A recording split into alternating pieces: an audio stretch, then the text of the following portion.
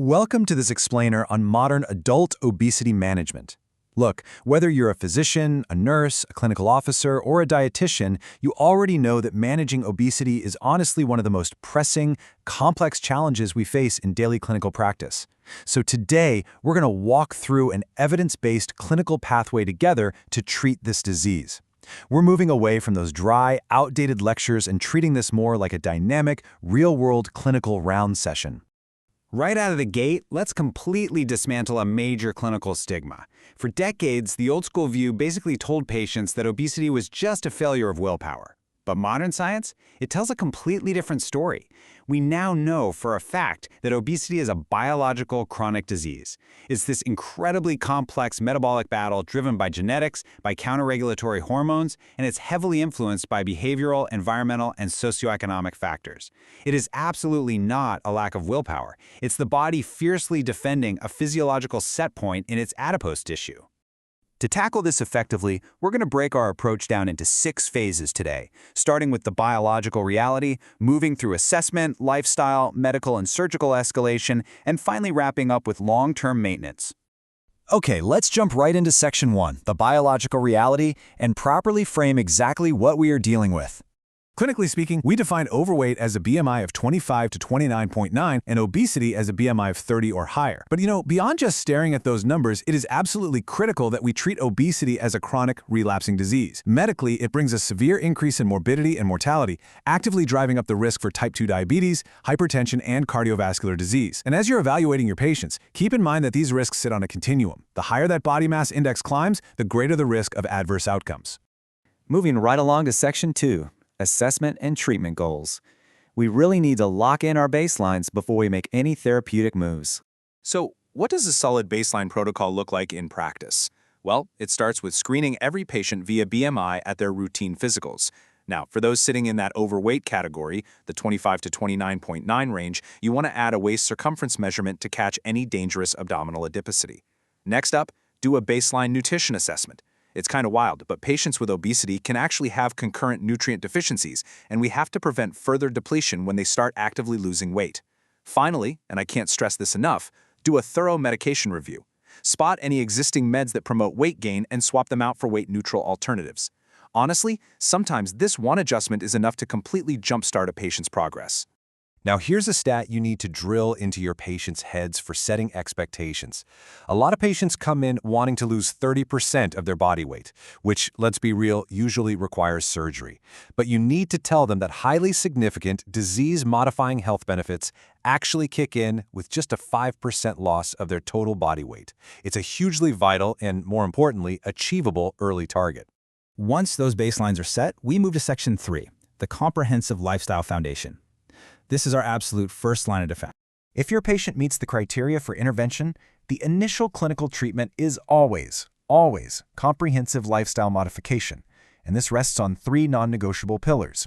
First is dietary therapy. You've got to create a tailored caloric deficit, but specifically prioritize 1 to 2 grams of protein per kilogram of ideal body weight so they don't lose muscle mass. Next is physical activity, aiming for 150 minutes or more per week. And third, crucially, behavior modification. This is behavioral therapy to help them self-monitor and really control those everyday environmental cues that trigger eating. If you ever doubt the power of lifestyle interventions, just look at the gold standard trials. In the diabetes prevention program, hitting just a 7% weight loss goal led to a staggering 58% reduction in the progression to diabetes over 3 years. And in the Look Ahead trial, participants who lost more than 10% of their weight in year 1 saw a 20% risk reduction in major cardiovascular events. So yeah, lifestyle interventions absolutely yield powerful, long-term reductions in morbidity. But what happens when a patient puts in the work for 3 to 6 months and still fails to hit that 5% goal? Well, then it's time for Section 4, medical escalation. When we decide to escalate care, specific BMI thresholds become our roadmap. For pharmacotherapy, we're generally looking at a BMI over 30 or over 27 if they've got weight-related comorbidities. For bariatric surgery, the threshold is typically 35 and up, or 30 to 34.9 if the patient has type 2 diabetes. Right now, we are quite literally in the middle of a clinical paradigm shift thanks to highly effective GLP-1 therapies. Meds like tirzepatide and subcutaneous semaglutide are the preferred route because they are just so wildly efficacious. I mean, tirzepatide trials have shown a mean weight loss of almost 29% at 1 year. That is literally approaching surgical levels of weight loss. But here is the critical caveat you have to explain to patients. These are chronic medications. If they stop taking the drug, their biology takes right back over and the weight almost always returns. Now, for patients who just can't tolerate the pharmacology, or maybe they just don't want to be on meds, medical devices are fantastic alternatives or bridging therapies. Intragastric balloons take up physical space in the stomach to force satiety and can induce about 6 to 15% weight loss, though they're temporary and gotta come out after 6 months. Then you have bariatric endoscopy, like a sleeve gastroscopy, which goes a bit further and yields roughly 13 to 20% weight loss at the 12-month mark. Moving into Section 5, we're looking at our most intensive and historically most efficacious tool in the entire clinical arsenal, metabolic and bariatric surgery. Surgery is just incredibly effective, achieving up to a 40% weight loss at 12 to 18 months.